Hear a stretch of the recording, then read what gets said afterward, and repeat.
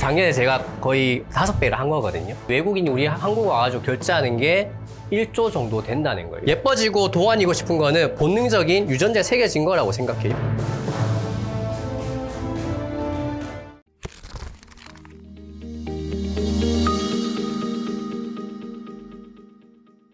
되게 오랜만에 모셨습니다. 광순의 복덕방 이광수 대표님. 안녕하세요. 안녕하세요. 이제 소개를 베스트셀러 작가님이라고 드려야 될까요? 아닙니다. 제가 좀 책 홍보를 도와드리려고 했더니 아유, 이미 제가 검색을 해봤거든요. 네. 경제 경영 1위 이렇게 올라와서 아유. 네. 내가 알던 이광수 대표님 아닌데 이번에 네. 진보를 위한 주식 투자. 네.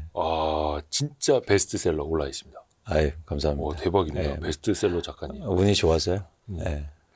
운도 좋아. 그러니까 시장도 뜨겁고. 그렇죠, 그렇죠. 원체 또 이제 애널리스트 출신으로 기본이 네. 탄탄하신 분으로 유명하고 또 여기 보니까 제목을 잘 붙이셨어요.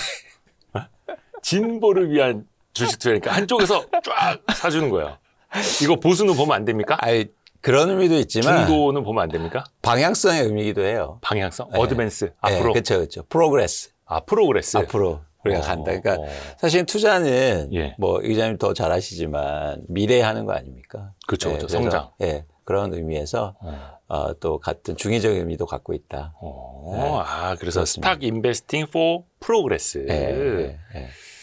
중의적인 게 살짝 좀 저기 하신 거죠? 계산하신 거죠? 예, 아무튼 좋습니다.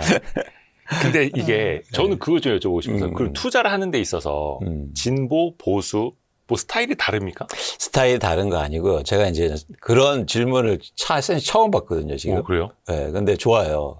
그 말씀을 좀 드리고 싶었어요. 아니, 왜냐면은 네. 이광수 대표님 전부터 어떤 빈부격차를 투자로 좀 메워야 된다는 그렇죠. 이야기 많이 하셨잖아요. 그렇죠, 그렇죠. 예. 근데 이제 왜 그 말씀을 좀 드리고 싶었는데, 저는, 그러니까 예를 들어서 주식 투자라고 하면, 네네네. 특히 진보 진영이라든지 그런 분들이 불로소득이라고 얘기를 많이 하더라고요. 옛날에 그랬죠. 네, 지금도 그래요. 그래요? 그러니까 두 가지, 주식은 투기라고 막. 그렇죠. 두 가지가 있는데 하나는 불로소득이다. 두 번째는 뭐냐면 예를 들어서 그렇기 때문에 변동성이 큰데 그걸 사람들한테 권유하고 이런 게 과연 옳냐 뭐 이런 차원이죠. 그쵸. 근데 저는 그 벽을 좀 깨보고 싶었어요. 무슨 얘기냐면 주식 투자는 절대 투기나 아니면 불로소득이 아니다. 그렇다고 해서 주식 투자를 하면서 저희가 뭐 노동을 한다는 얘기를 드리고 싶은 게 아니고 그런 식으로 접근하면 한 발짝도 발전이 없기 때문에 주식 투자를 좀 새로운 관점으로 접근해 보고 싶었고 그런 생각이 사실은 지배적이어서 저는 어떤 문제를 지금 만들어내고 있냐면 대한민국에서 오히려 이렇게 자산 시장이 올라가니까 격차가 훨씬 커지고 있어요. 격차, 그죠. 자산이 훨씬 더 많이 빠르게 오르니까. 그렇죠. 그러니까 예를 들면 주식만 일단 보면 우리나라를 순자산을 분위별로 나눠 보면 5분위가 가장 많은 분위라고 하지 않습니까? 네. 그 5분위가 주식을 평균적으로 7,700만 원을 갖고 있어요. 그런데 상대적으로 자산이 적은 1분위 가구는 70만 원이요. 100배 이상의 차이가 나요. 근데 자산이 그렇게 차이가 안 나요. 자산 한 10배? 뭐 한 15배 그 정도 차이 나거든요. 그러니까 그 자산 차이보다 주식의 격차가 훨씬 큰 거죠. 근데 이런 상태에서 주가가 뭐 5천이 간다, 10,000이 간다 이러면 격차는 훨씬 더 크지 커지죠. 않습니까? 그렇죠. 그래서 저는 이 주식시장이 이렇게 오르고 또 변화가 있을 때 많은 분들이 동참해서 그러면은 격차가 최소한 줄 수 있을 거 아닙니까? 네. 그래서 그런 말씀을 좀 드리고 싶었죠. 또 수직적 진보 말씀하시더라고요, 책에서. 그게 어떤 개념이에요? 그러니까 그거는 그 피터 힐이 이제는 말한 건데 제로 투 원에서 피터 틸이 예. 그러니까 피터 틸이 무슨 얘기를 하냐면 이제 진보는 두 가지가 있다. 하나는 수평적 진보와 그리고 수직적 진보가 있다는 거예요. 진보는 여기서 이제 말씀드린 것처럼 프로그레스예요. 예. 인류의 진보. 근데 인류의 진보를 그러니까 간단하게만 예를 들면 예를 들어서 타자기를 보고 예. 예를 들어서 타자기를 10대 만드는 거, 그리고 100대 만드는 걸 수평적 진보죠. 기술 개발로. 네. 그런데 타자기를 보고 워드 프로세스를 만들어내는 건 수직적 진보라고 하는 겁니다. 그러니까 그만큼 결국 자본주의 발전이라든지 어떻든 인류의 발전에서 더 중요한 거는 수직적 진보고 그래서 두 개를 좀 구분해야 할 필요가 있는데 대한민국이 이제는 수직적 진보가 좀 필요한 거 아닌가? 뭐 여러 가지 차원에서 그게 주식이라든지 기업도 그렇고 그런 말씀을 좀 더 드리고 싶었어요. 그러면 이 책을 음. 진보 진영에서 많이 사신 건 그분들이 잘못하신 거네요. 착각하신 거네요. 왜요? 잘못 사신 거 아닙니까? 아, 그런 생각에 젖어 있다면? 중의적인 표현, 중의적인 표현으로. 그러니까 앞으로 나아가는 것도 좋고, 그쵸. 수직적으로 어떤 이제 기술의 발전 그쵸, 같이 그쵸. 일어나가는 것도 그쵸, 좋고, 그쵸. 좋습니다. 네. 근데 아까도 제가 여쭤봤습니다만 투자로 빈부격차를 좁혀야 된다라는 거, 이제 좀 어느 정도 막 이루어지고 있다고 체감을 하세요? 아니요. 아직. 아직도 멀었죠. 왜냐면, 이제 예를 들어서 주식 계좌가 뭐 1,500만 계좌가 넘고 1,600만 원이다. 뭐 예탁금이 뭐 200조 원이 넘었다. 이런 말을 많이 하는데 네. 그 안에서도 여전히 격차가 나요. 쉽게 말해서 이렇게 온 국민이 동참해서 투자하자라고 얘기를 함에도 불구하고 계좌는 열죠. 근데 계좌에 100만 원밖에 없단 말이에요. 그렇죠. 예, 그러면서 내가 손실 나면 어떡하지? 이런 많은 사람들이 또 걱정을 하고 있고 그렇기 때문에 한 발자국도 가지 못하고 있는데 좀 그런 부분에 대한 변화가 좀 절실합니다. 좀 더 변해야죠. 근데 이 말씀을 왜 드리냐면 네. 1980년대 미국에서 80년대부터 미국의 이제 주식 투자가 일종의 그 주가가 쉽게 말해서 주식 시장이 좋아지기 시작하거든요. 네. 그런데 그때 그러다 보니까 빈부의 격차라든지 자산 불평등이 되게 화두가 됐어요. 왜냐하면 쉽게 말해서 돈 있는 사람이 더 주식 투자를 많이 하니까. 그렇죠. 그때 미국에서 주식 대중화 운동을 해요. 많은 사람들이. 그러면서 사실은 일종의 중산층이 주식을 많이 갖게 되고 또 노동자들도 주식을 갖기 시작해요. 그래서 주가가 주식시장이 좋아질 때 중산층이 많아진 또 원인이 됐거든요. 그 대표적인 출발점이 또 401K라는 연금이 있었죠. 그러다 보니까 이 주식의 일종의 대중화 운동이 불붙었고 그게 미국의 중산층을 확대시키고 오히려 빈부의 격차를 줄인 원동력이 됐다는 거예요. 또 노후 준비가 다 되어 있으니 너무 좋지 않습니까? 소비도 편하게 할 수 그렇죠. 있고. 저는 그걸 대한민국에서 만들어야 된다. 우리 함께 투자해서 특히 투자하는 사람들이 많아질수록 중산층의 범위는 넓어지고 그러다 보니까 당연히 빈부의 격차는 줄 거 아닙니까? 네. 그래서 그런 일종의 저는 뭐 과장 좀 이렇게 해서 말씀드리면 저도 그런 대중화 운동을 하고 싶다. 주식 대중화. 그래서 저희가 책도 쓰고 저가 강연도 다니고 뭐 이러고 있습니다. 사실 이제 기존에 보면 워낙 이제 소액으로 투자하셨던 분들이 자산 증가 속도도 좀 낮고 어떻게 보면 이제 과거에 우리 시장은 좀 부침이 있었잖아요. 오르락 내리락 할 때 또 손해보고 금방 나갔다가 그렇죠. 다시 저는 한 3천쯤 되면 사람들이 다시 막 돌아올 줄 알았는데 저는 그게 한 4천, 4,500부터 느껴지더라고요. 포모라는 게 그때부터 불붙고 5천 넘었으니까 더 많은 사람들이 들어오고 어떻게 보면 또 비싸게 사기도 하고 또 어떻게 보면은 너무 빠르게 올라오면서 이게 대중화 되기도 전에 약간 좀 아쉬움은 있더라고요. 그렇죠. 그런데 제가 볼 때는 앞으로 갈 길이 멀기 때문에 너무 늦게 생각하지 않으셔도 좋겠다. 장기간 멀리 보고. 네, 그렇죠. 그러니까 뭐 단순하게 비교는 좀 어렵지만 예를 들어서 일본만 봐도 12년 동안 니케이 지수가 한 6배 정도 올랐거든요. 그렇게 보면 대한민국의 주식시장도 충분히 가능성이 있다. 그래서 이렇게 많이 올랐나가 중요한 게 아니고 대한민국에서 앞으로 어떤 변화가 일어날지를 더 관심 있게 볼 필요가 있는 거죠. 이걸 또 강조하고 싶어요. 뭐냐면 이게 주가가 많이 오른 건 맞아요. 네. 근데 그 기준을 저도 이제 애널리스트로 오래 했지만 항상 그런 거에 이제 직면할 때 이제 두 가지를 항상 생각합니다. 첫 번째는 투자는 미래하는 거다. 그렇죠.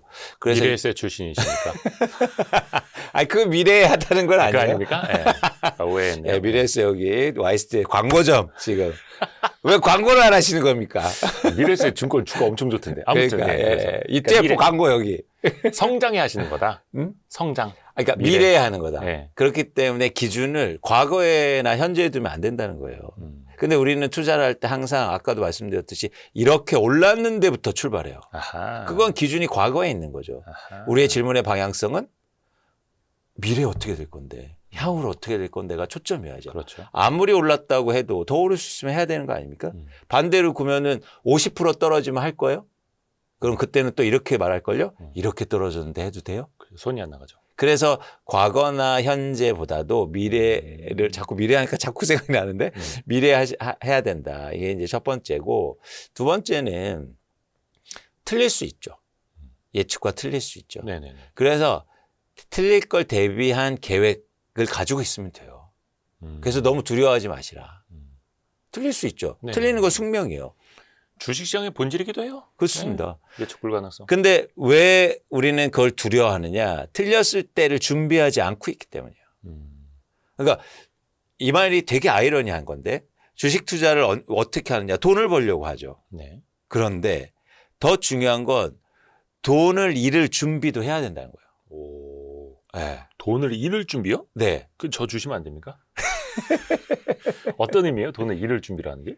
그러니까 나는 돈을 벌려고는 하지만 내가 열심히는 하겠지만 예. 돈을 잃을 수도 있다는 마음 준비 그리고 계획이 있어야 되는 거죠. 그러니까 리스크 관리. 그렇죠. 그래서 주가가 빠졌을 때 난 어떻게 해야 될 건가의 계획이 필요해요. 그 계획을 안 하고 한단 말이죠. 그 지점에 이제 문제를 지적하고 싶은 겁니다. 그러다 보니까 사람들이 그 계획이 없으니까 한 발자국도 앞으로 갈 수 없는 거예요. 그러니까 100만 원 하는 거죠. 혹시나 준비가 없으니까. 그래서 저는 주식 투자에서 여러분들이 너무 두려움을 갖지 말고 준비 있게 하면 미래를 향해서 하면 이게 그렇게 어렵거나 예를 들어서 막 사기 막 이런 거 아니다. 그렇죠. 다 벌 것만 생각하고 맞아요. 상방만 보니까 맞아요. 사실 이제 하방이 막혀 있고 안전 마진이 있는 투자부터 시작을 해야 되는데 항상 지금부터 2배, 3배 벌 거. 그렇죠. 급등주 뭐가 있나 이런 것부터 따지고 이제 들어가다 보니까 그러니까. 준비 없이 잃는 거죠. 그렇죠. 그러니까 가자 했는데 이제는 안 뒤로, 되고. 혼자 뒤로 가고 있어. 가자 했는데 나만 뒤로 가고 있고. 근데 이제 그런 기반이 있어요. 시장의 상황도 중요한 거잖아요. 그런데 그렇게 출발하고 그런 준비를 하기에 지금 대한민국 주식시장은 너무 좋다. 그게 일단 기반인 거죠. 주식시장의 환경이요. 그렇습니다. 구조적인 요인도 많이 바뀌었다고 보세요. 바뀌고 있는 거죠. 완전히 바뀌진 않았죠. 바뀌고 있는 와중이고. 그게 주식시장을 바라보는 사람들의 생각들도 바뀌고 있는 와중이고. 투자자들의 생각도 바뀌고. 그런데 거시경제 환경도 전 유리하게 돌아가고 있다고 보고 있고. 그러다 보니까 조금 더 미래가 훨씬 더 좋지 않느냐라고 생각합니다. 과거에는 이제 코리아 디스카운트라는 게 꼬리표처럼 그냥 달려 있었어요. 이제 뭐 상법 개정이라든지 뭐 금투세 폐지라든지 여러 가지가 이제 바뀌었죠. 그러면 나아가서 프리미엄까지도 받을 수 있는 시장이 될 수 있다고 보세요. 이건 완전 좀 다를 수도 이야기인가요? 있는데 일단은 디스카운트가 해소돼야 프리미엄을 받겠죠. 그래서 첫 번째는 디스카운트가 해소될 수 있냐의 문제이지 네. 않습니까? 저는 이게 해소되고 있다고 봐요. 근데 디스카운트가 뭐야? 라고 이제 물어봐야죠. 한국의 코리아 디스카운트 할인 요인은 그동안 뭐였어? 저는 가장 큰 원인은 대한민국 사람들이 대한민국 주식을 안 산다는 게 가장 큰 할인 요인이라고 봐요. 뭐 여러 가지 이유로. 예.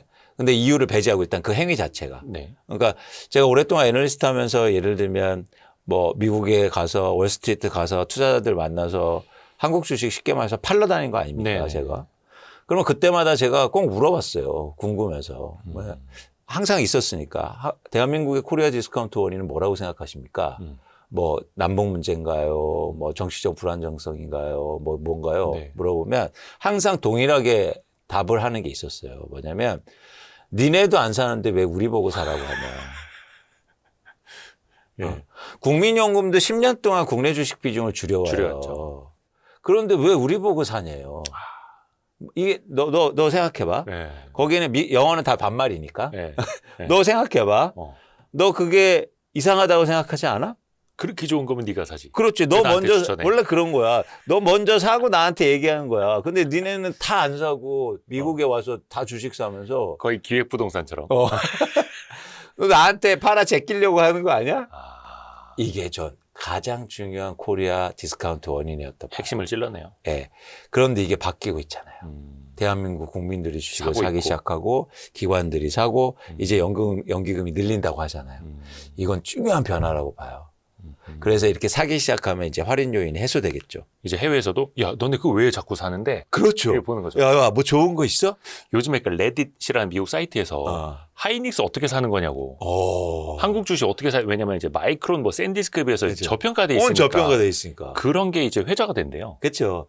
그래서 실제적으로 보면 이제 미국에서 아이쉐어에 그러니까 신흥국에 투자하는 ETF, 아이쉐어가 제일 큰 게 있는데 그 ETF의 구성 종목을 보면 TSMC가 가장 많아요. 그러니까 한국 주식은 그렇게 의미 있게 보지 않았어요. 그냥 TSMC만 사는 거예요. 그런데 여기서 이제 변화가 일어날 가능성이 있다는 거죠. 왜냐하면 그 원인은 한국이 한국 주식을 사기 시작했다. 전 되게 중요한 신호라고 봐요. 그거가 이제 해소가 점점 되면서 과연 프리미엄을 받을 수 있냐는 차원에서 이제 산업을 좀 보고 싶은 건데 대한민국 산업이 이렇게 예를 들어서 포트폴리오가 다양한 인더스트리, 국가는 없다. 그렇죠. 그렇죠. 그래서 반도체, 자동차, 뭐 2차 전지, 바이오, 조선, 화학, 그죠? 이런 나라가 세상에 어디 있습니까? 그렇죠. 비교할 수 있는 유일한 나라가 일본이 우리나라하고 유사했는데 일본은 이제 저 뒤에 있는 거고요.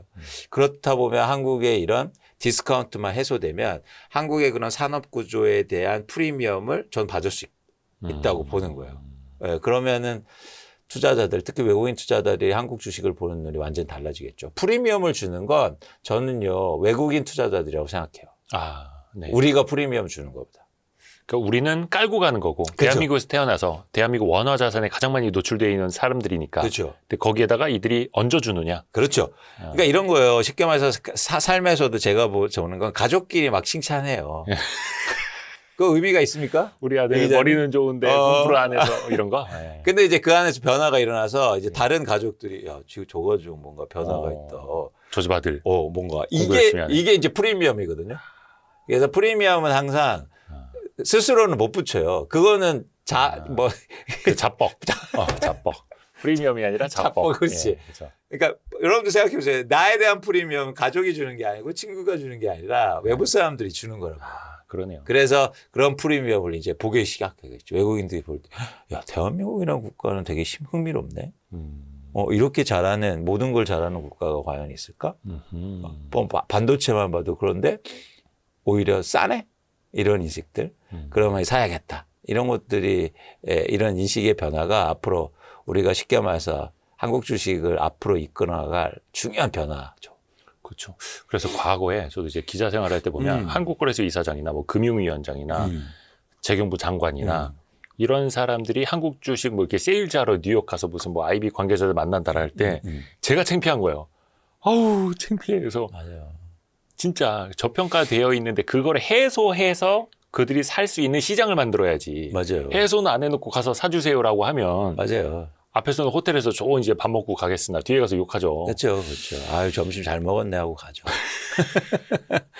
제가 그런 자리에 많이 있었단 말이죠. 근데 항상 이제는 그런 부분에서 쉽게 말해서 아킬레스 건이었다.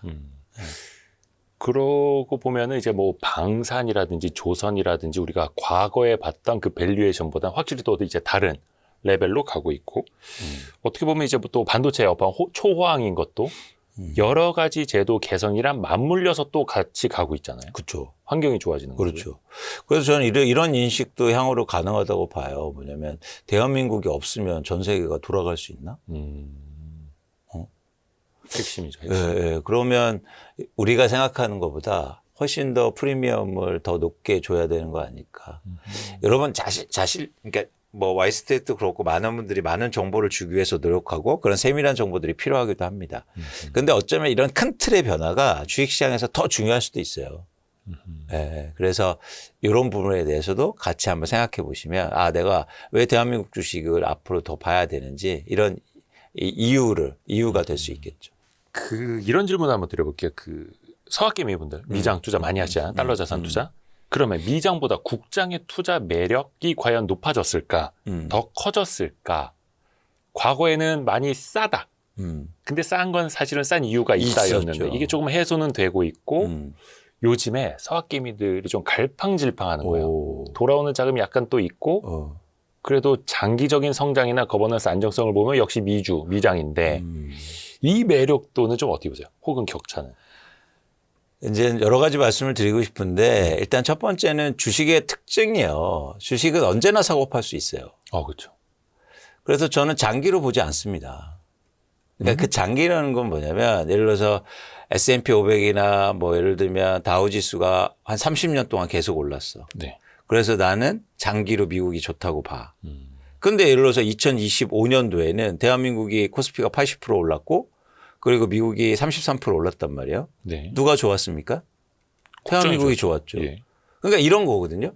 그러니까 장기로 내가 투자하는 게 맞냐 아니면 예를 들어서 그런 변화를 읽으면서 나의 자금을 옮기는 게 낫냐. 당연히 후자 아닙니까? 기민하게. 그렇죠. 그게 주식의 특징이에요. 그거를 최대한 활용하실 필요가 있어 보이고 이제 첫 번째고 두 번째는 뭐냐면 저는 지금 그런 차원에서 변화가 일어나고 있다. 무슨 얘기냐면 지금도 외국인 투자자들이나 아니면 해외에서 가장 크게 이슈되는 건 뭐냐면 이머징으로 즉 신흥국으로의 자금 이동이에요. 그 이유가 있죠. 뭐냐면 그동안 미국의 주식이 엄청나게 빠르게 상승했다. 네. 일종의 부담이 있다. 그리고 지금 미국의 정치적으로나 여러 가지 불확실성이 존재하잖아요. 네. 그러면 내가 여기서 수익을 많이 냈는데 이제는 다른 데를 좀 봐야 되지 않느냐? 그래서 신흥국으로 자금 이동이 지금 서서히 이루어지고 있단 말이죠. 그런 흐름을 여러분들이 읽으셔야죠. 근데 우리는 왜 아직도 그걸 고집하고 있습니까? 그리고 마지막으로 또 하나 말씀드리고 싶은 건 대한민국 주식이 디스카운트 요인이 그동안 있었어요. 네. 앞으로 되고 어떻게 될지 모르겠지만 투자의 가장 큰 또 원칙 중에 하나가 뭡니까? 아는 거에 투자해라. 여러분 우리나라 주식 더 잘하시잖아요. 미국보다. 그러면은 그런 차원에서 기술적인 측면에서도 저는 2026년은 대한민국이 훨씬 낫지 않느냐라고 보고 있습니다. 기민하게 움직여야 되는 거고 그렇게 또 세계 자금이 또 움직이는 방향도 같이 봐야 되는 네. 거고요. 사실 이재명 정부 들어서 뭐 5,000p 공약을 했습니다만 물론 이제 그렇게 해서 제도도 여러 가지 개선을 했고 법도 바꿨고 마침 기업들의 실적도 좋아지고 잘 맞물려서 5,000p 달성이 됐습니다. 그 다음 이야기 나오는 게 이제 3,000닭 아닙니까? 3,000닭. 사실 이게 코스닥 3,000은 코스피 5,000이라 사실 좀 질적으로는 다를 수 있어요. 워낙 이쪽은 실적이 잘 안 나오는 시장이다 보니까 그쵸. 성장 시장이고 그냥 벤처 시장이니까 그렇죠. 그건 좀 가능할 거라 보세요. 코스닥은. 그러니까 코스닥에 대해서 그러니까 기준 자체가 다른 거예요. 이 기자님 말씀하신 것처럼 우리가 코스피를 사고 변화하는 건 일종의 정상화고 할인의 뭐랄까 해소거든요. 예. 자, 그러면 여기는 조금 더 안정적으로 바라볼 수는 있죠. 그렇죠. 근데 코스닥은 그렇지 않아요. 예를 들어서 PBR만 보면 2.5배가 넘거든요. 그래서 여기서는 성장이 되는 물론 코스닥에 있는 회사들이 미래를 보면서 하는 거예요. 그럼요. 그렇게 네. 당연히 밸류에이션이 높은 건 인정해요. 네. 그런데 그만큼 위험을 감수해야 된다. 그래서 무작정 여기에서 예를 들어서 안심하고 3,000으로 다 내달른다? 사실은 그러기에는 여러 가지 위험 요소나 또 넘어야 할 산이 많다고 생각하는 겁니다. 그래서 저는 일종의 투자에서 가장 경계해야 될 건 불확실성이잖아요. 네. 그러니까 불확실성 차원에서는 코스닥의 불확실성이 코스피보다 훨씬 높다. 높죠. 그래서 특히 근데 처음 투자를 시작하고 그리고 초보로 시작하고 나 주식 투자를 처음 하시는 분들은 코스닥에서 시작하지 않으셨으면 좋겠어요. 그리고 지금 코스피가 막 변하고 있잖아요. 네. 그래서 코스피를 시작하셨으면 좋겠고 코스닥의 가능성을 제가 뭐 안 보는 건 아니고 충분히 보는데 그만큼 변동성에 대한 유의도 하실 필요가 있다라는 말씀입니다. 그런데 지금 어떤 상황이냐면 이제 정책이 코스닥에 대해서 뭐 부양 의지라든가 이런 걸 보이니까 갑자기 확 해서 확 오르는 거거든요. 빠르게 반영되죠. 네. 그러니까 이런 부분에서도 조금 유의해서 봐야 된다. 다시 말씀드리지만 투자에서의 가장 큰 리스크는 손실이 아니고요. 변동성이에요. 그리고 또 내가 모를 일이 벌어질 가능성. 그런 차원에서는 코스닥이 리스크가 큰 거죠. 그럼요. 그러니까 손실이 난다는 얘기를 드리는 게 아니에요. 네. 이건 완전히 다른 얘기입니다. 이제 그 5,000p 가면서 돈을 많이 못 버신 분들이 그러면 뭘로 빨리 땡기지? 보다 보니 저 코스닥이 있는 거야. 코스닥 마침- 내버리지 마. 그죠. 달려! 마침 3,000닭 얘기가 나오니까 자극적이지 않습니까? 그래서 많은 포모를 느끼시는 분들이 거기에서 이제 해소를 하시려고 하다 보니까 근데 또 그게 위험성은 더 높아지는 거고요. 그렇죠. 그래서 항상 말씀드렸듯이 투자를 할 때 제가 서두에도 말씀드렸 투자를 할 때 이익도 생각하지만 그만큼 손실 가능성에 대해 생각하는 거예요. 그래서 거기에 대해서 스스로 제어할 수 있으면 감내할 수 있으면 하신다. 근데 3,000 가자 하면서 이익만 보면서 샀다면 투자했다면 되게 낭패가 될 수도 있다는 거예요. 그렇죠. 그래서 코스닥 쪽은 뭐 배당도 거의 없고 네. 자산 가치 대비 주가도 상대적으로 높고 네. 하이 리스크 하이 리턴이라는 거. 그렇죠. 하이 리스크 혹은 노 리턴일 수도 있다라는 거. 항상 염두에 두셔야 되겠고. 요게 또 이제 민주당에서 뭐 정책적으로 이제 막 만들어 간다고 하는데 사실 이제 코스피의 저평가를 해소했던 것들 뭐 상법 개정 비롯해서 여러 가지가 있습니다만 코스닥은 또 다른 얘기잖아요. 좀 어떤 식으로 개선을 해 나가야 될까요? 시장의 불투명성도 많고. 일단 지금은 퇴출시킨다. 이런 거잖아요. 회사들을. 우선은 정화부터 시켜야 된다. 시장을. 그렇죠. 저는 근데 그게 약간 뭐 리스크도 있을 뿐만 아니라 리스크는 불확실성을 얘기하드립니다. 강조하지만. 불확실성도 있지만 또 하나는 뭐냐면 자산시장을 움직이는 건 네거티브 방식은 아니에요. 오래 갈 수는 없어요. 전 파지티브 방식으로 간다. 그러니까 예를 들어서 1,800개 중에 진짜 이상한 나쁜 기업 300개를 잘라낸다고 해서 나머지 1,500개가 오르는 건 아니라는 거죠. 맞습니다. 네. 그래서 오히려 좋은 걸 골라내서 전 지수를 하나 더 만들자. 네. 그게 더 좋은 방법이라고 생각해요.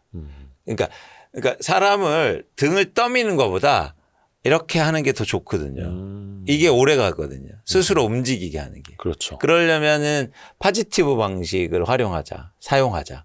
그래서 정책을 너무 페널티 방식으로 해서 퇴출시키고 이렇게 무시무시한 방법보다도 좋은 주식을 오히려 골라내서 예를 들어서 코스닥 뭐 일부, 코스닥 뭐 예를 들어서 뭐 그런 지수 새로 만들어내면 그런 게 훨씬 더 국민들한테 더 도움되는 투자를 만들어줄 수 있을까라고 생각합니다. 그러니까 저는 그런 얘기 많이 하거든요. 사실 지금도 이제 코스닥 150 지수가 있고 예전에 그 코스피 기업들이랑 코스닥 기업이랑 이제 짬뽕해서 뭐 250, 뭐 300 이런 지수 만들어냈습니다만 사람들이 기억도 못해요. 맞아요. 그거를 벤치마크로 하는 펀드 ETF도 잘 안 나와요. 맞아요. 그래서 저는 그냥 코스닥을 리그를 나눠야 된다고 말씀드려요. 맞아요. 한 3부 리그로 해서 승강제로. 저도요. 그래서 진짜 이상한 회사들은 3부 리그로 다 강등시켜버리고 맞아요.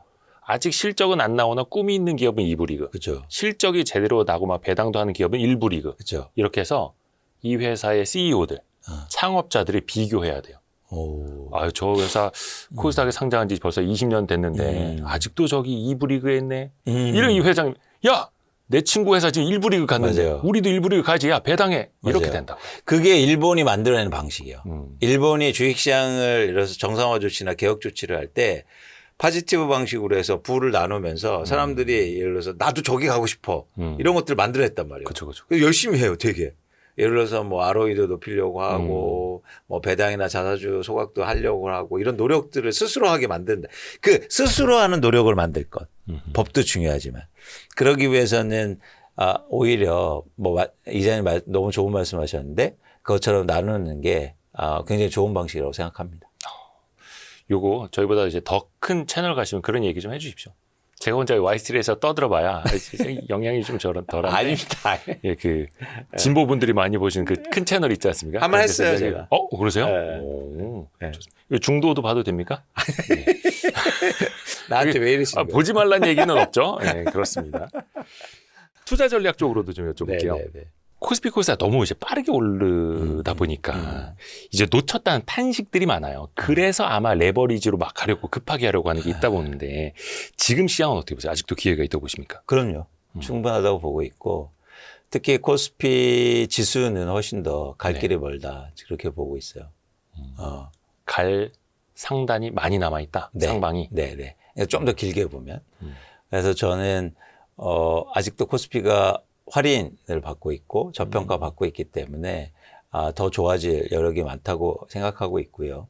그런 차원에서 이제는 일단 지수 ETF를 꾸준하게 투자하시는 게 가장 좋지 않을까. 마치 미국이 지수가 그렇게 계속 오른 것처럼. 코스피 200이에요. 네. 그런 방법이 일단 가장 제가 좋아하는 그리고 추천드리는 방법입니다. 꾸준히. 네, 그렇죠.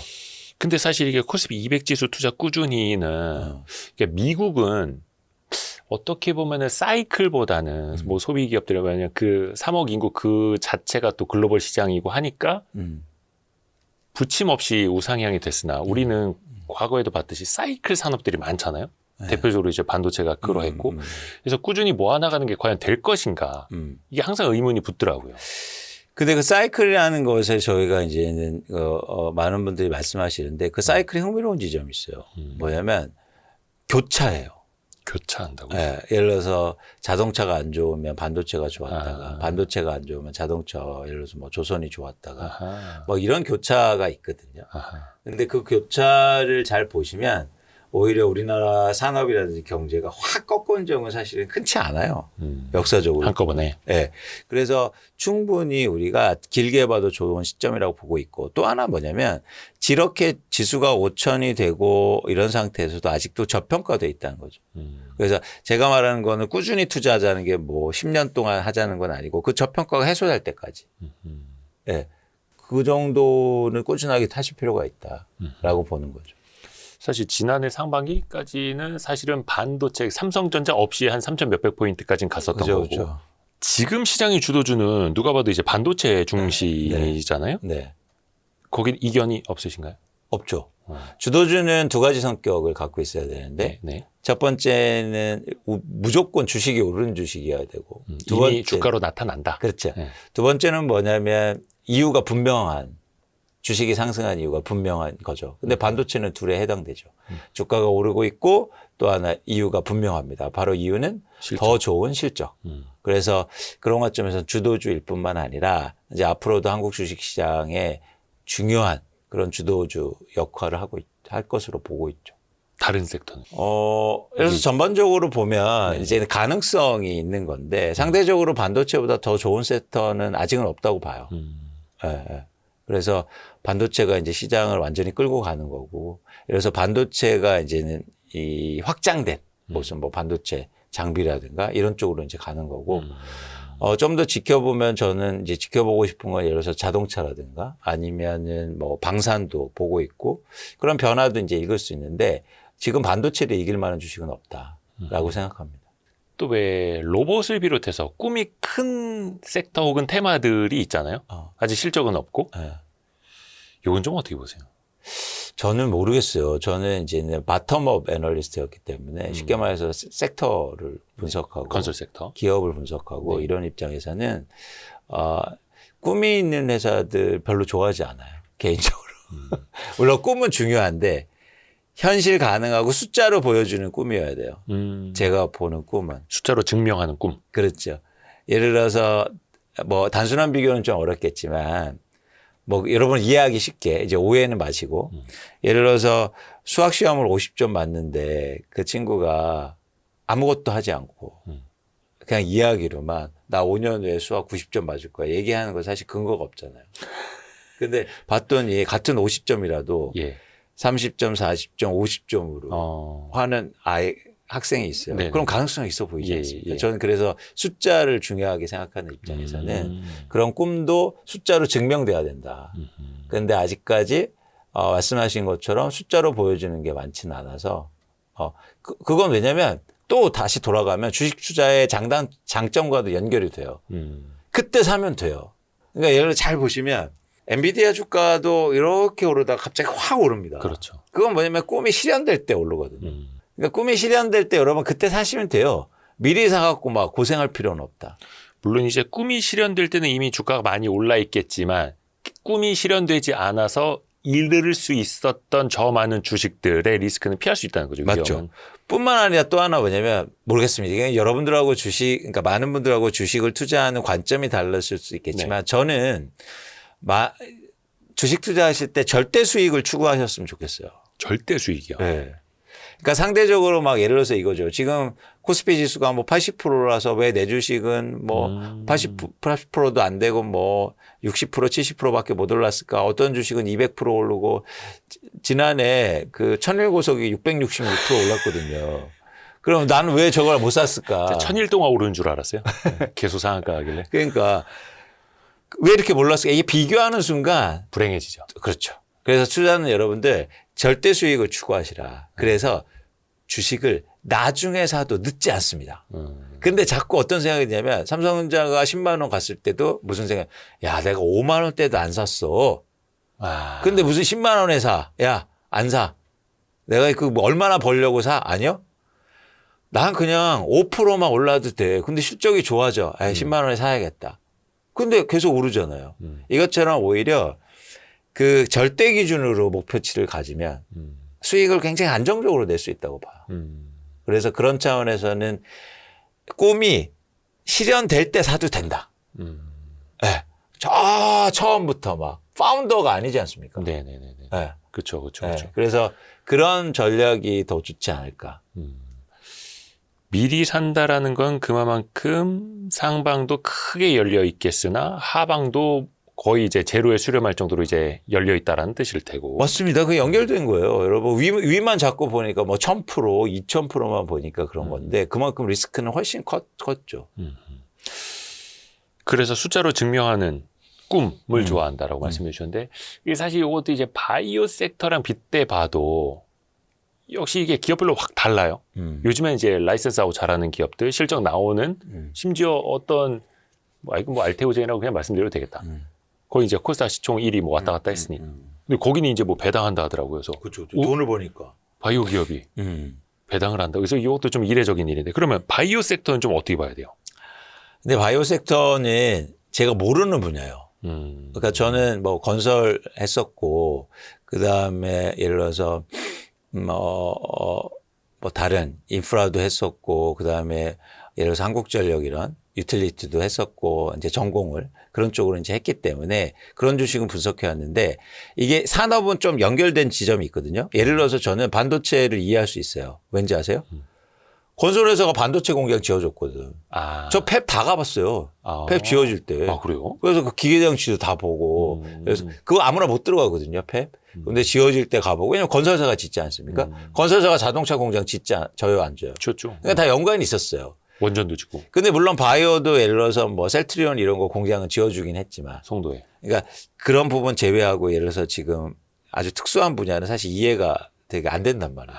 어렵기 때문에 제가 뭐라고 말씀드리기는 좀 어렵고 그렇기 때문에 전 아예 투자에서 배제합니다. 그리고 내가 아는 것만 능력 범위. 그렇죠. 그리고 이 책에서도 그런 것들을 권유해드리고 싶지 않아요. 네. 그래서 여러분들이 이것도 전 중요하다.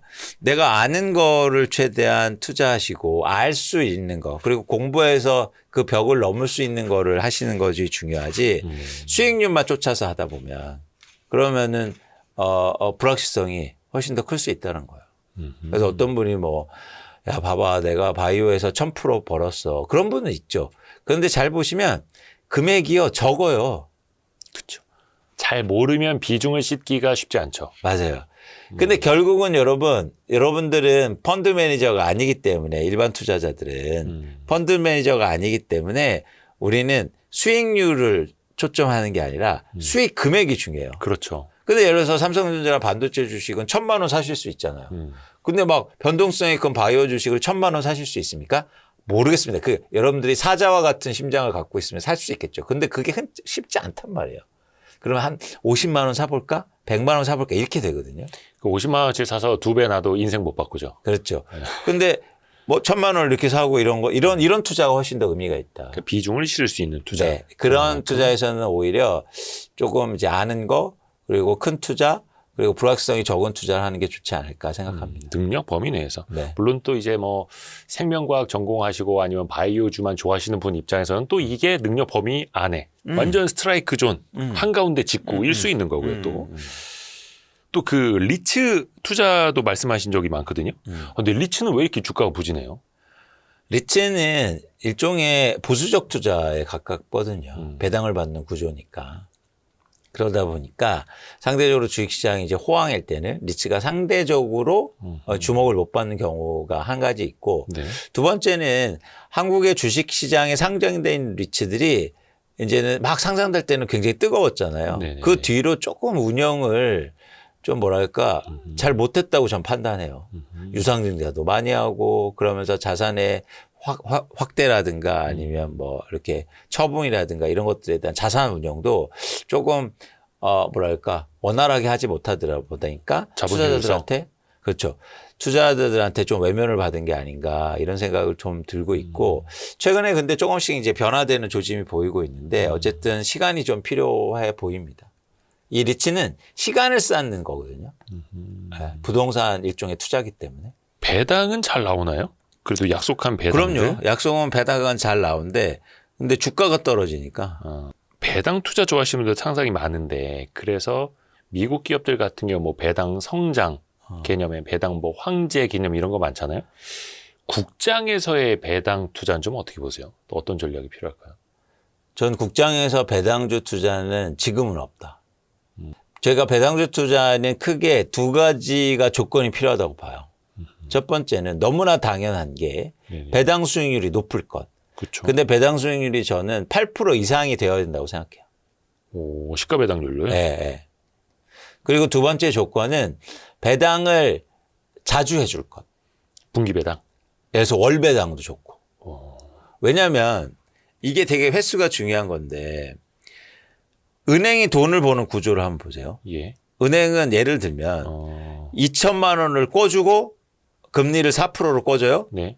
그런데 2천만 원의 적금을 4%로 받아요. 매월 내게 하죠. 매월. 원래. 그죠? 근데 걔네가 돈을 번단 말이죠. 그 구조는 이자는 매달 내게 하는 반면에 적금 이자는 1년에 한 번 주거든. 그렇죠. 그 시간차로 돈을 버는 거예요. 아. 이게 배당의 핵심이에요. 그러니까 마치 은행처럼 배당주에 투자하셔야 되는데 그러면 매달 똑같은 예를 들어서 배당금을 주더라도 연말에 주는 것보다 분기에 주는 게 유리하고 분기에 주는 것보다 월 배당이 유리하죠. 이런 어떤 분기 그러니까 이런 배당의 어떤 기간 시간 차원에서 대한민국의 배당주들은 그렇게 유리하지 않다. 오히려 미국에 그게 잘 발전돼 있어요. 매달 주는 것도 엄청 많고. 그렇죠. 그렇죠. 그러니까 몇 센트밖에 안 되지만 또 매월 주는 데들도 있고. 그게 복리거든요. 예를 들어서 매달 주면 그게 나중에는 엄청나게 큰 차이가 있어요. 그렇죠. 그 시간 가치도 있고 활용성이 또 높아지니까. 그러니까 예전에 은행 지주사들 주가 많이 오르지 않았을 때 시가 배당률 8% 이상 되는 경우가 있었고, 뭐 현대차 우선주 같은 경우에도 주가 좀 떨어졌을 때는 그 이상 되는 경우가 좀 있었습니다만, 또 최근에 이제 주가가 오르다 보니까 그렇죠. 상대적인 시가 배당률은 좀 높지 않고, 근데 요거는 우리가 또 나아갈 방향이기도 합니다. 배당 확대라는 주주 환원 측면에서 보면. 그렇긴 하죠. 근데 저는 대한민국 회사들은 배당보다도 자사주 소각을 더 많이 했으면 좋겠어요. 그게 좀 더 일종의 더 효과적인 방법이고 더 기업 가치를 올리기에 저는 더 크다. 영향이 크다라고 보는 거거든요. 그래서 배당은 이제 줄 가능성도 있지 않습니까? 네. 근데 자사주 소각을 하면 일단 그게 영구적으로 효과가 남기 때문에 그래서 오히려 지금은 배당보다도 자사주 소각하는데 예를 들어서 상법이라든가 이런 부분에 더 집중할 필요가 있죠. 어떻게 보면 자사주를 소각할수록 자본 규모가 줄어드니까 자기 자본 이익률이라든지 자본 효율성이 되게 높아지고 그렇죠. 경영의 성과가 좋아지니 숫자를 보는 투자자들에겐 더 또 매력적으로 보이는 그렇죠. 거고. 그러게 그게 영구적으로 돼버리잖아요. 근데 배당이라는 건 예를 들어서 뭐 배당락도 있고 그다음에 배당의 시점이라든지 불확실성도 존재하기 때문에 저는 대한민국 기업들이 만약 우리가 방향을 결정할 수 있다면 똑같은 돈이라면 자사주 소각으로 더 이렇게 왜냐하면 이게 배당은 세금이 있는데 자사주 소각은 세금이 없잖아요. 그죠. 그 버핏이 항상 그래서 배당을 안 하고 자사주 소각을 하잖아요. 그렇죠. 그래서 자사주 소각 쪽으로 더 이렇게 물꼬를 더 주고 인센티브도 주는 게 맞지 않느냐 생각합니다. 또 하나가 이제 시장이 역시나 이제 주도주 중심으로 항상 이제 쏠려가는 게 또 시장의 특성이긴 한데 소외주에도 과연 기회가 올 것인가? 최근에 근데 또 자산주들도 올라가는 흐름이 나타나다 보니까 기회가 올 수 있죠. 네. 근데 거기까지 볼 여유가 없다. 그리고 볼 필요가 있을까? 그냥 소외주가 주도주가 됐을 때 보자. 저는 이런 주의예요. 그러니까 전 주식 투자는 발명하고 발견하는 게 아니라고 봐요. 아하. 네. 그래서 특히 이제는 개인 투자자분들은 쫓아가면 됩니다. 근데 우리는 막 힘들게 발견하고 발명하려고 하거든요. 그러다 보니까 소외주 중에서 막 찾아봐요. 열심히. 그런 거 되게 좋으세요. 좋은데 그게 과연 좋은 성과로 이어지느냐. 특히 지금과 같은 큰 변화의 시기에 저는 그럴 가능성이 적다. 확률도 낮다. 그래서 여러분들이 너무 소외주에 그리고 안 오른 주식에 관심을 조금 덜 가지셔도 된다라는 말씀을 드립니다.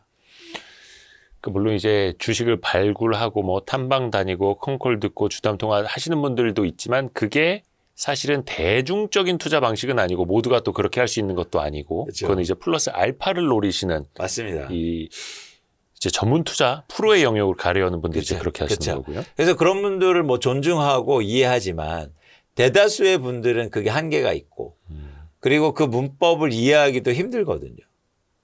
그러다 보니까 쉽게 말해서 좋다는 종목을 쫓아다니는 건데 그러다 보니까 성과가 오히려 안 좋단 말이죠. 그리고 지금의 시장은 그럴 때가 아니다. 라는 거예요. 오히려 주도주가 빠졌을 때 더 많이 사는 게 좋은 전략이에요. 그렇죠. 이것도 이제 장세마다 다르니까. 네. 그래서 저희 Y스트릿을 잠깐 소개를 드리면 Y스트릿 유튜브는 무료잖아요. 누구나 볼 수 있잖아요. 네네네. 이게 이제 대중적인 투자. 누구나 할 수 있는 거. 뭐 저희 주린이 강의를 무료로 이렇게 영상 막 2시간짜리 올리기도 하고 그 다음 레벨이 여기 있는 YG 클럽이라고 해서 애널리스트 분들 모아서 이제 초빙을 해서 그 섹터에 대해서 매주 공부하는 거. 섹터의 변화의 흐름 읽는 거. 그 다음이 노다지 IR로트라고 해서 그 개별 기업에 대한 컨콜 탐방 주담 통화를 듣는 거. 이게 이제 단계가 있는 거죠. 너무 좋은데요? 여기 완전 전문가예요. 근데 저는 2단계까지는 갈 필요는 있다고 봐요. 많은 분들이. 왜냐면 섹터 공부해야죠. 그 공부는 왜 하는 거냐면 내가 자신감을 갖기 위해서요. 그 투자하는 것보다. 흔들리지 않기 위해서. 그렇죠. 그러려면 여러분들이 좀 아실 필요는 있어요. 그래서 이렇게 일반적으로 투자 방법이라든지 시장에 대한 이해도 필요하지만 내가 조금 더 주식 투자에 자신감을 얻기 위해서 스스로는 그 단계까지는 가볼 필요가 있다. 이게 그 단계를 넘으신 분들 아까 말씀드린 것처럼 뭐 기업 분석이라든가 IR이라든가 이런까지 가보시는 것도 좋지만 어쨌든 2단계는 말씀하신 것처럼 2단계는 많은 분들이 가시는 것도 의미가 있다는 거죠. 그렇죠. 왜냐면 이게 또 항상 섹터 이게 변하니까. 그렇죠. 기술도 변하고 산업도 변하고 흐름이 변하니까 계속해서 이제 와치를 해야죠. 그게 YG 클럽입니다. 좋은데요? 고정 댓글에 있습니다. 많이 좀 홍보 좀 해주세요. 예. 예, 여러분 제가 사실 굉장히 중요한 얘기, 그러니까 여러분들 애널리스트 레포트를 보는데 애널리스트 레포트도 보시고 막 각 증권사 계좌에 있으니까 거기서 레포트 막 쏟아져 나오잖아요. 근데 가장 중요한 문제가 있어요. 뭐냐면 너무 투머치 인포메이션이요. 어려워요. 예. 그러니까 너무 많은 정보가 쏟아지다 보니까 그건 어디하고 연결되냐면 자신감이 없어지고 두 번째는 그러다 보니까 뭐가 중요한지를 모르게 돼요. 이거의 방향성을 잡아주는 게 필요합니다.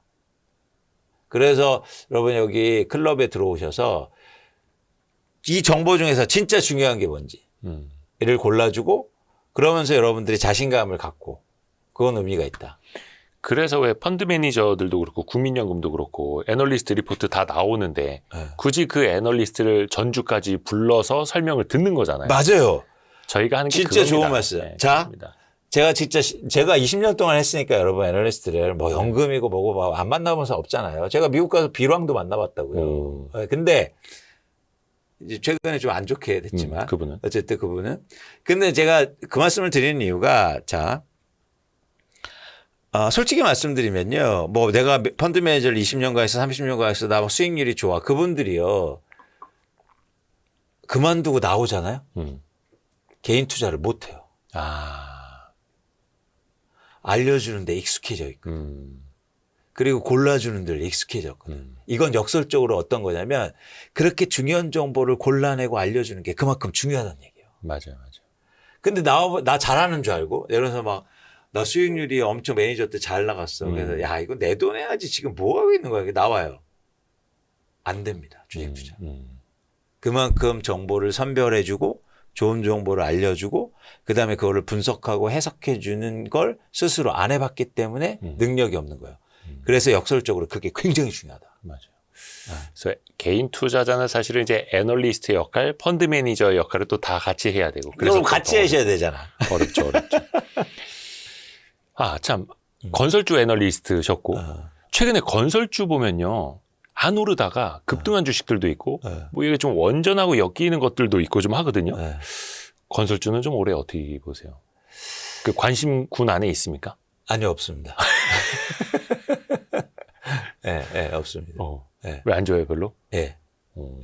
왜냐면 이제는 원전주 뭐 이런 관심을 가지시는 거 이제 좋은데 뭐 갖고 계신 분들이 화낼 수도 있겠지만 이제 명확하게 말씀드려야 되니까 건설회사가 원전을 지어서 돈을 벌 수 있을까? 전 불가능하다. 불가능해요? 수준하잖아요. 수주에서 돈을 벌어본 경험이 별로 없어요. 남기질 못해요. 그만큼 원전의 건설은 힘든 겁니다.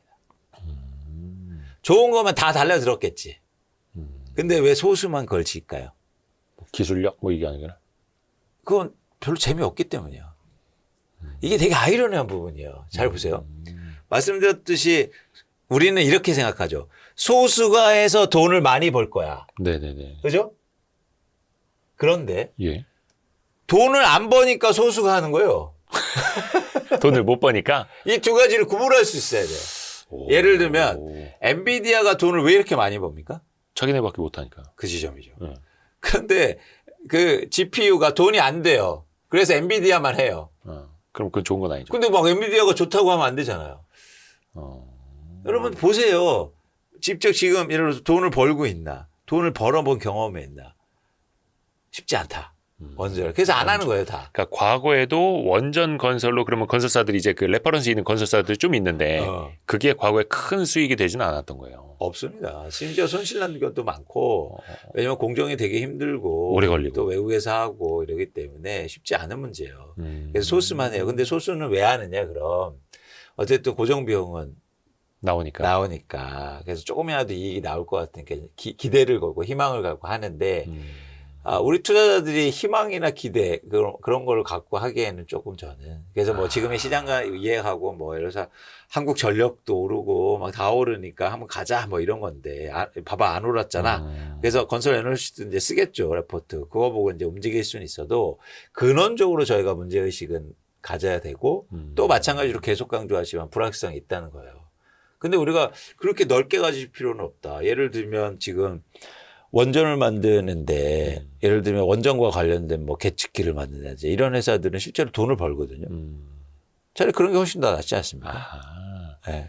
조금 더 핵심으로 들어가야 된다. 그렇죠. 그러니까 아까 말씀해 주신 것처럼 숫자로 증명을 하는 꿈을 좋아한다. 그냥 허황된 꿈이 아니라 아니면 막연한 꿈이 아니라. 맞습니다. 이것도 비슷한 맥락이네요. 네네. 근데 또 이광수 대표님 모셨으니까 부동산 이야기를 또 안 할 수가 없습니다. 일단은 이게 이재명 정부 들어서 수요 억제, 공급 확대, 수요 억제, 공급 확대 이제 좀 정책들이 퐁당퐁당 나오고는 있는데 1월 29일에도 추가 공급 대책이 나왔습니다. 그 전에 135만 호 공급 대책 나왔다가 시장이 오히려 더 올라버렸고 이번에 수도권 6만 호 공급 방안 나왔는데 이거는 일단 어떻게 평가하세요? 그러니까 이게 공급에 대한 규정을 좀 새롭게 할 필요가 있다는 거죠. 예. 지금 주택 공급은 시장을 안정시킬 수 있는 조치가 될 수 없어요. 예를 들어서 뭐 5년 후, 10년 후 공급인데 그걸 보고 어떻게 유통시장이 안정됩니까? 그래서 이건 별개의 문제다. 그리고 공급은 그냥 꾸준하게 해야 되는 거에 만족을 해야 됩니다. 예를 들어서 공급 발표를 했다고 해서 바로 시장에 반영되고 가격이 하락될 거다 이런 기대를 하면 안 돼요. 그런데 자꾸 그런 식으로 하다 보니까 공급은 무용지물이야. 뭐, 더 좋은데 공급해야지. 뭐, 예를 들어서 그게 공급이 되냐. 이런 식으로 이제 흘러가는데 공급은 그냥 꾸준하게 해야 하는 일이에요. 근데 공급이 한다고 해서 갑자기 지금 단기적인 시장의 안정을 얘기하는 거는 좀 별개다. 영향도 사실 크지 않다. 왜냐하면 예를 들어서 이런 거예요. 지금 서울의 일부 지역의 아파트 가격이 오르는 건 갈아타기 수요란 말이죠. 네네. 쉽게 말해서 노원구에 살다가 노원구 아파트를 팔고 성동구로 가고 성동구를 팔고 강남구로 가는 이런 수요가 특히 지난해 폭증하면서 가격을 올렸는데 네. 자 용산에 신혼부부와 청년들을 위한 공공주택을 만든다고 그래서 갈아타기 수요가 없어질까요? 꾸준히 있겠죠. 그렇죠. 예. 네. 오히려 더 증가할 수도 있어요. 그래서 이거는 공급과 그리고 지금 시장, 유통시장과의 관계는 조금 더 별개로 전 보고 있습니다. 그러니까 공급은 그냥 꾸준히 해야 하는 거고. 그거는 의무고요. 공급 대책 나왔는데 왜 집값 못 잡느냐. 그렇죠. 사실 이거는 당연히 시간 차이도 있는 건데. 그렇죠. 그렇죠. 그런데 이제는 그걸 또 발표하는 입장에서도 그렇게 얘기한단 말이에요. 또 그 성과인 것처럼 보지 않다. 맞아요. 근데 그거를 떼내야 돼요. 그 프레임을 벗어나야 되는 거예요. 네. 그렇다고 해서 이제 뭐 서울 집값 강세 이거를 그냥 두고 볼 수는 또 없으니까 관료들 입장에서는.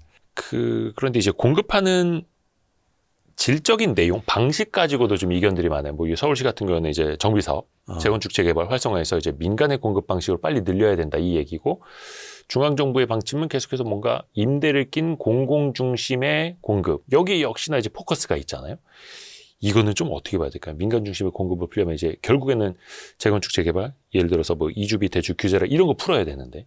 서울시에서 어떤 논리가 있냐면 이제 내세우냐면 지금 서울의 주택 공급의 비중은 90%가 민간이다. 오랫동안 그래왔다. 네.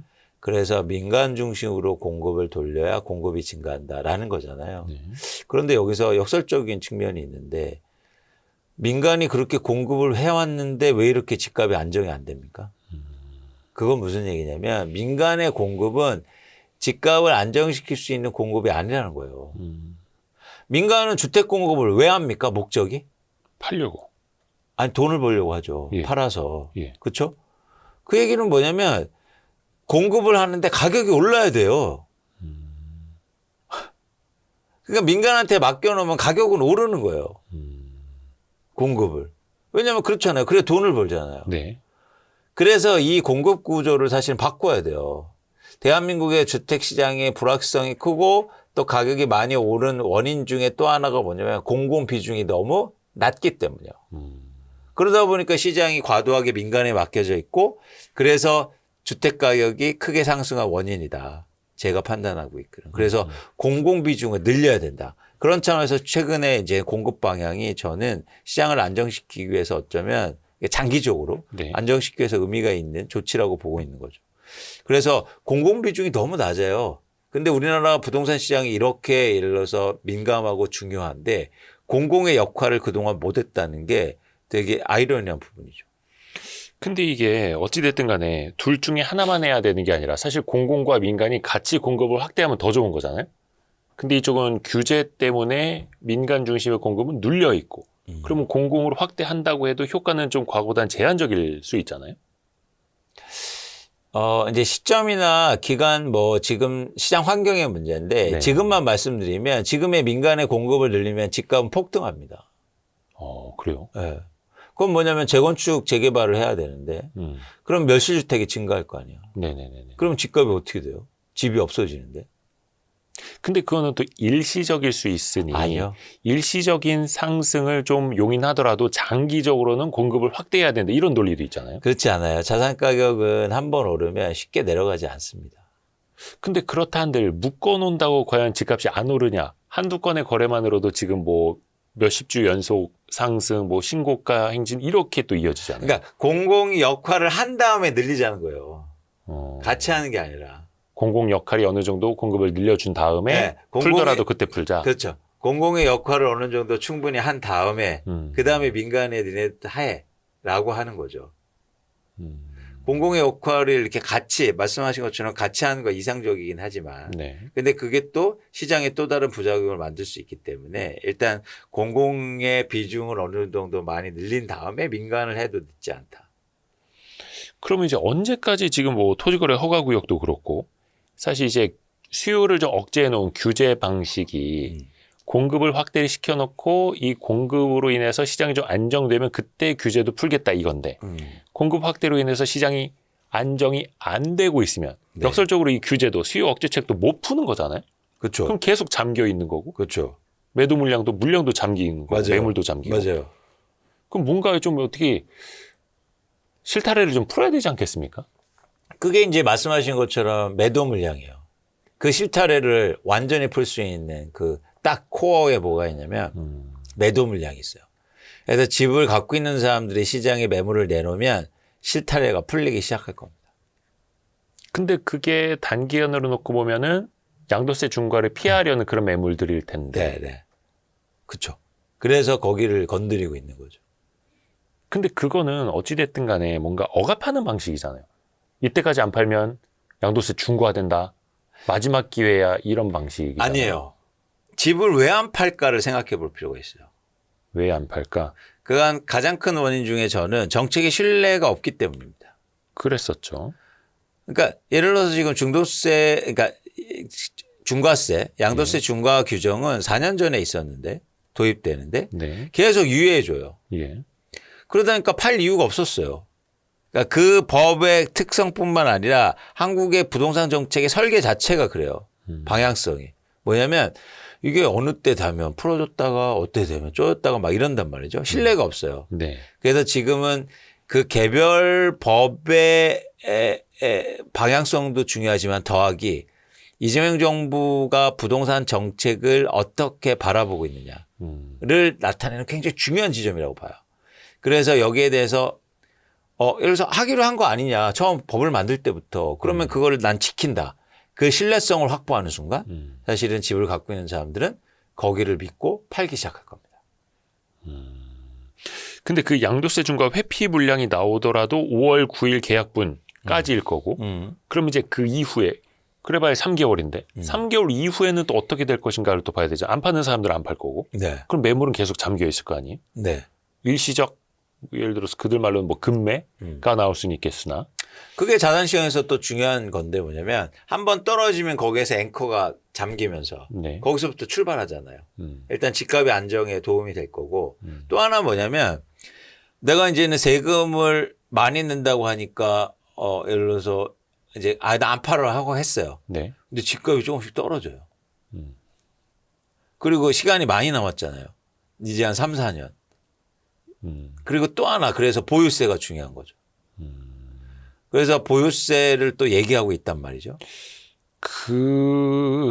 물론 이제 대통령도 그 대선부터는 세금으로 집값은 안 잡겠다라고 했지만 보유세 뭔가 어디선가 자꾸 막 군부를 떼요. 가능할 거라고 보세요? 저는 보유세 가능할 뿐만 아니라 필요하다고 봐요. 그래서 뭐 저는 이미 방향성이 잡히지 않았느냐. 이거는 다주택자에 대한 보유세요? 아니면 한 가구라도 고가주택에 대한? 일단은 범위는 확장되고 그리고 투자로 보유하고 있으면 일단 보유세는 인상된다. 투자라면 이제 다주택자? 1주택자도 마찬가지로. 아, 실거주하지 않는? 네. 네. 근데 여기서 이제는 어느 게 가장 효과적이냐를 봐야죠. 그래서 이제 제 개인적으로 제안하는 게 이런 거거든요. 초고가 주택의 보유세만 올리자. 예를 들어서 50억 원 이상. 네. 그러면 시장의 효과가 되게 크게 나타날 수도 있습니다. 근데 예를 들어서 50억 이상의 주택이 물론 상징성은 있겠지만 50억짜리 집이 보유세 회피 물량으로 해서 예를 들어서 은퇴한 분들의 매도 물량이 나온다고 해서 그게 서울 집값 전반적으로 낮추지는 않을 거 아니에요. 그게 어떤 효과가 있냐면 네네네. 지금 아까 말씀드린 것처럼 갈아타기 수요가 있단 말이에요. 근데 지향점이 저 위에 있잖아요. 근데 지향점이 흔들리고 가격이 떨어져요. 이건 다른데 무조건 영향을 미칩니다. 한국이 항상 그래왔어요. 강남이 모든 걸 움직여요. 초고가 주택이 또. 거기가 예를 들어서 10억 오르면 아이고 우리도 올라야지 하면서 2억이 오르고 이런 상황을 반복해왔단 말이에요. 이거를 반대로 하자는 거죠. 그러니까 어떤 사람들은 저런 초고가 뭐 50억, 60억짜리 집은 그냥 논외로 치고 다른 세상으로 치고 1, 20억짜리 집이라도 잡아라라고 하는 분들이 있는데 그게 아니라는 거예요. 아니에요. 그동안 그렇기 때문에 안 된 거예요. 안 된 거예요. 그래요. 그러게 요즘에 보면 이재명 대통령이 SNS에 네. 부동산 관련된 코멘트 굉장히 자주 많이 올리고 있잖아요. 그러니까 계속 뭔가 지금이 마지막 기회입니다. 이런 식으로 이야기를 해요. 그러면 그게 저 뒤에 뭐 큰 거 온다? 이건데 진짜 그 뒤에 큰 거 있는 거예요? 모르죠, 그건 제가. 잘 아시지 않습니까? 잘 알아. 잘 아실 것 같아요. 여쭤보는 건데. 근데 빈말은 안 한다. 빈말은 아니다. 빈말은 아니다. 근데 이 메시지를 잘 보실 필요가 있어요. 과거는 메시지가 예를 들어서 이렇게 일종의 상향식으로 갔단 말이에요.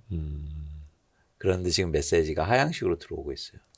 상향식, 하향식이 어떤 차이예요? 그러니까 예를 들면 뭐 비서가 얘기하고 뭐 장관이 얘기하고 뭐 총리가 얘기하고 뭐 민주당이 얘기하다가 대통령이 얘기하는 식 있다면 지금은 대통령이 먼저 얘기해요. 이건 의지의 표명이죠. 그러니까 이렇게 상향식으로 가면 그 메시지가 흔들리잖아요. 바뀌기도 하고. 그렇죠. 근데 하향식으로 가면 메시지는 흔들리지 않고 그리고 바뀔 가능성은 현저히 낮습니다. 지금 하향식으로 가고 있단 말이에요. 근데 뭔가 조건값이 있었던 것 같아요. 예를 들어 정확히 지금 워딩은 기억이 안 납니다만 어떤 뭐 사회적인 문제가 될 경우에는 세금까지 동원할 수 있다. 이런 뉘앙스였는데. 바뀌었죠. 어떻게 바뀌어요? 지금은 사회적 문제가 빠졌어요.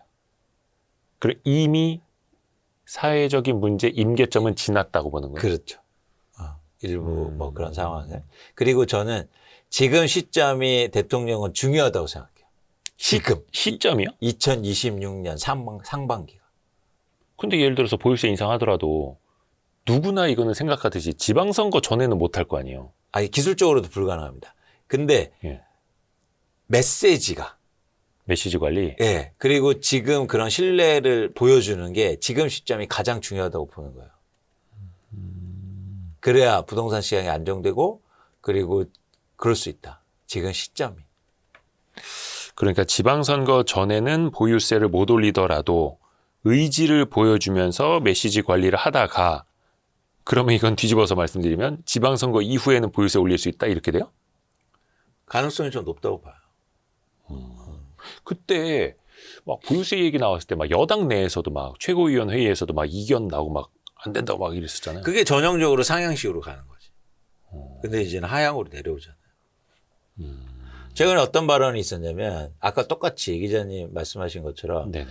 아니 양도세 중과하면 안 팔면 된다. 버티면 된다. 그랬더니 바로 SNS에 뭐가 올라냐면 아니 갖고 있는데 세금 더 내야 되면 버틸 수 있을까요? 그러니까 갖고 있는 이득보다 네. 팔아서 얻을 수 있는 이득, 그러니까 팔아야 하는 이유가 크면은 이제 뭐 팔지 않게 되는 이런 취지였죠. 그렇죠, 그렇죠. 대통령의 메시지가. 그 얘기는 정확하게 양도세와 보유세를 같이 가겠다는 거거든요. 그러니까 양도세 중과 더 이상의 유예는 없다. 그리고 버틸 거야 이랬더니 투자용에 대해서는 보유세 인상. 그렇죠. 버틸 거야 그랬더니 버티는데 돈 더 낼걸요? 이렇게 된단 말이죠. 근데 그게 같이 가야 되는 게 사실 맞아요. 그러니까 양도세와 보유세 카드. 네. 이거는 그러면 다주택자한테는 거의 양방으로 가는 거네요. 그렇죠. 그래서 빨리 탈출하는 거 아닙니까? 근데 그러면 다주택자가 집을 팔면 시장이 진정이 됩니까? 혹은 값이 떨어질 수 있습니까? 당연히 유통시장에 매물이 증가하고 가격을 낮춰서 파니까 가격은 하향 안정화되는 거죠.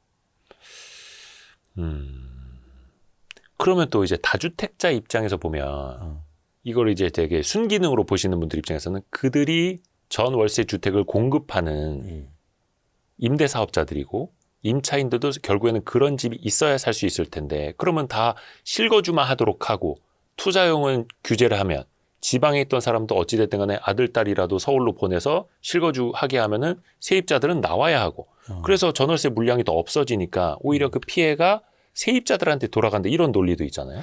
근데 산수인데 일단 첫 번째는 아셔야 될 게 우리나라 다주택자가 과도하게 많아요. 과도하게. 예를 들어서 갖고 있는 주택의 37% 정도가 다주택자가 보유하고 있어요. 네. 그리고 뭐 예를 들어서 50채 이상도 상당한 수준이고 네. 과도하게 많다라는 거 전제 하나. 두 번째는 이건 산수의 문제라고 전 보고 있는데 이런 거죠. 다주택자가 이렇게 두 채를 갖고 있어요. 기자님. 네. 그래서 내가 이거를 한 채를 팔았어요. 팔면 네. 누군가 살 거 아닙니까? 지금 구조상은 예를 들어서 서울이면 실거주가 살 거예요. 그죠? 네. 그러면 임대차 시장 어떻게 되느냐? 한 채의 임대차 공급이 줄었잖아요. 그렇죠. 그 대신 또 한 채의 임대차 수요도 준 거죠. 그 사람들이 어딘가는 집을 찾아서 가야 되잖아요. 아니죠. 아니, 그러니까 그 사람들이 그러면 집을 산다? 실거주했잖아. 예. 무주택자가 여기를 샀잖아요. 예. 그러면 임대차 시장에서 수요가 한 명 준 거잖아요. 이 사람이 일로 이사 왔으니. 그렇죠. 그러면 여기에 빈 거 아닙니까? 그래서 이거는 공급과 수요가 정확히 매치되는 상황이에요. 근데 물론 이것도 닭이 먼저냐 달걀이 먼저냐 논쟁이 될 수도 있겠으나 지역에 계신 분들 입장에서 왜 서울집도 많이 원정 이렇게 샀다고 하지 않습니까? 지방 뭐 의사들 이렇게 고소득자들이. 물론 이제 그들이 그러면 어떤 걸 포기할 것인가? 지방에 있는 집을 팔고 서울을 남기지 않을까? 왜냐하면 많은 관료들이나 고위직들이 그러했듯이 그럼 그분들 입장에서는 뭐 주소지 옮겨놓거나 자녀들 하나 보내놓거나 하는 선택을 과연 하지 않을까 싶은 거죠. 그래서 실거주 중심으로 가야죠. 실거주 중심으로. 네, 그 집에 직접 거주해야 된다. 근데 아까처럼 주소를 옮겨놓는 방식은 예를 들어서 실제 거주하지 않으면 뭐 세무조사 같은 것도. 예, 근데 실제로 거주하지 않으면 집을 비워놓는 경우가 있잖아요. 그건 불가능하다. 그래서 강남의 집을 어떻게 비워놓습니까? 뭐 고위직 분은 집 한 채를 뭐 창고로 쓰신다고. 그건 이제는 있잖아요. 자녀한테 그런 건데. 대형 평형 아파트를 창고로 쓰신다고. 예. 근데 어쨌든 그건 아주 소수고 예. 중요한 건 제가 말씀드리고 싶은 건 뭐냐면 임대차 시장에서 다주택자가 준다고 그래서 예. 임대차 시장이 갑자기 물량이 줄고 전월세 가격이 폭등하는 구조는 아니다. 그만큼 물량이 주는 만큼 수요도 주는 거다. 실거주자가 사면. 아니면 또 하나 투자자로 샀어요. 다주택자가 팔아서 그 임대차 시장에 한 채가 그냥 남는 거잖아요. 그래서 단순하게 다주택자가 준다는 걸 임대차 물량이 줄어서 뭐 전월세 가격이 폭등한다고 얘기하면 안 된다. 요것도 뭐 너무 깊이 들어가는 것 같아서 좀 죄송하긴 합니다만 이제 지역에 계시는 분들 입장에서는 나도 내 재산으로 서울에 집 하나 사고 싶은데 내가 지역에서 월세 살고 서울에 집을 보유할 수 있는 거 아니냐 내 사유재산인데 또 이렇게 막 반문하실 세금을 내라는 거예요. 거기에 정당한 그러니까 세금을 뭐 불법은 아니다. 네. 세금 내라. 아니 세금 내시면 되잖아요. 근데 이제 세금이 과도하다는 건데 과도하다는 건 과연 그거는 사회적 합의의 문제거든요. 사회적 합의. 그러니까 50%가 과도한 겁니까? 30%가 과도한 겁니까? 70%가 과도한 겁니까? 모르잖아요. 누가 정해준 적이 있어요? 그건 사회적 합의예요. 예를 들어서 다주택자가 심하게 시장을 예를 들어서 훼손하고 그리고 불공정하다면 70%가 용인될 수 있는 거고 반면에 다주택자들이 외국처럼 다주택자들이 임차인한테 너무 잘해요. 임대료도 안 올려줘.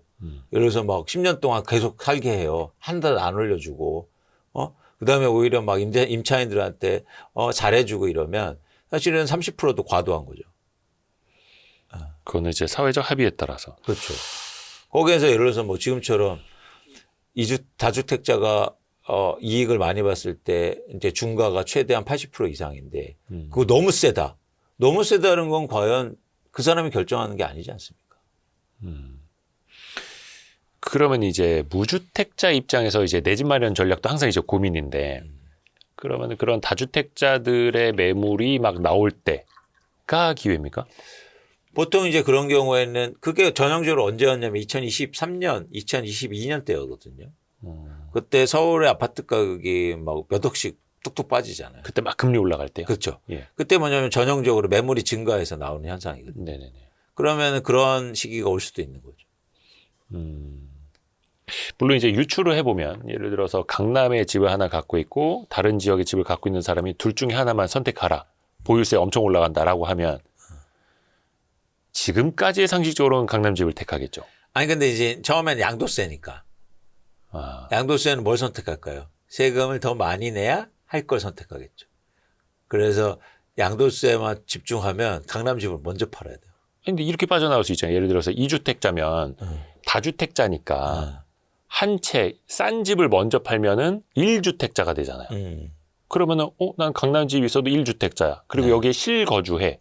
그러면 양도세라든지 보유세 부담이 크질 않을 거 아니에요. 실거주할 때는. 근데 지방에 산다고 가정했잖아요. 뭐 하여튼 뭐 서울에 집 가지신 분들은 아무튼 하여튼 그분들 알아서 걱정하시면 된다. 제가 볼 때는. 근데 이거는 또 어찌되든 간에 정책 당국 입장에서 보면은 개개인 어느 지역 어느 사람 케이스가 아니라 전반적으로 시장을 봐야 하는 거니까 선택은 다를 수 있다라는 거예요. 시장뿐만 아니라 정부가 정치를 하는 이유가 뭡니까? 그건 뭐냐면 상대적으로 사회적으로 예를 들어서 어려운 분들 있잖아요. 다수의 이익. 그러니까 다수라는 게 숫자에 매몰되는 게 아니고 예를 들어서 힘이 없거나 예를 들면 주택시장으로 보면 무주택자를 위해서 정책을 펴는 게 더 맞는 거 아닌가요? 그러려도 집도 져주는 거 아니에요? 청년과 무주택자나 신혼부부를 위해서 우리가 포커스를 맞추는 게 사실 그게 정치가 할 일이죠. 근데 막 강남의 집을 갖고 있는 사람들한테 그러니까 전형적으로 이제 전 정부가 어떤 걸 하냐면 집값이 빠지니까 둔촌주공 살리기를 하지 않습니까?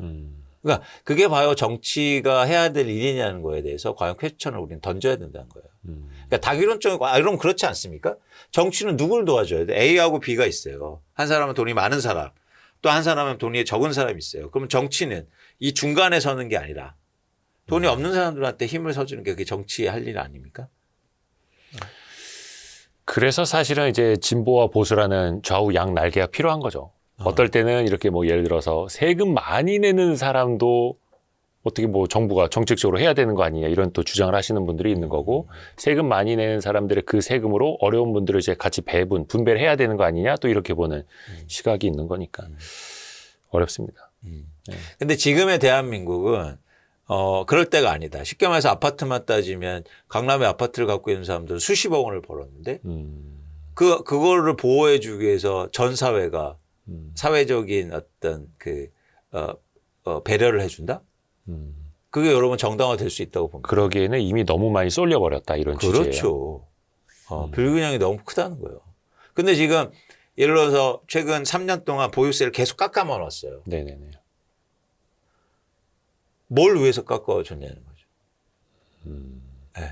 그러면 그 사이에서 얼마 전에 이제 뭐 상속세 뭐 세제 개편 이런 것도 이야기 나왔습니다만 서울에 집 한 채만 있어도 이제는 상속세를 걱정해야 되는 그런 시대지 않습니까?